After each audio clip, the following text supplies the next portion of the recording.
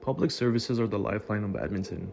You're a student who just moved to Edmonton, and chances are you don't own a car, which means getting around in the city requires public transit, like our busing system or the LRT.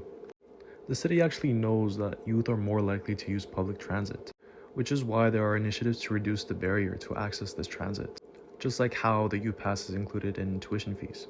But why else is transit important? Previously, we've addressed how sprawl is unaffordable and unsustainable. The problem with sprawl in the city is that it makes people reliant on cars.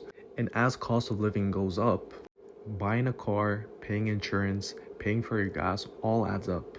It becomes unattainable for especially youth and students to own a car. And with efforts to densify the city, the best solution to move people around is public transit. Edmonton was actually the first city in Canada to build an LRT system. And this network has rapidly grown, with the Valley Line from east to west and the Capital and Metro lines getting extensions. If you are someone that relies on public transportation to get around, wouldn't you want to have a say in how it's created and handled? How these transit systems are built, how much the fares cost, and its safety in being in these spaces all rely on the municipalities. Public services also extend to other aspects of city life. Public spaces like libraries and recreation centers are all operated by the city of Edmonton. And again, young people are more likely to utilize these resources. So we are faced with the same question. If you are using these services, wouldn't you want to say in how these services are handled?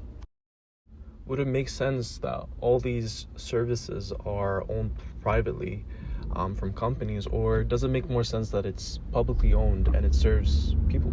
Should you have to pay to access these services, or should they be free? Would the alternatives to these services be equitable for young people to access? These are all important things to think about, especially during elections. The main point that I'm trying to bring up is that public services, like transit, like the libraries, like the recreation centers, combined with more dense and varying housing options, all contribute to making Edmonton one of Canada's most affordable cities. So again, let's say you are a student or a young person. You are impacted by the policies of today and will be impacted tomorrow.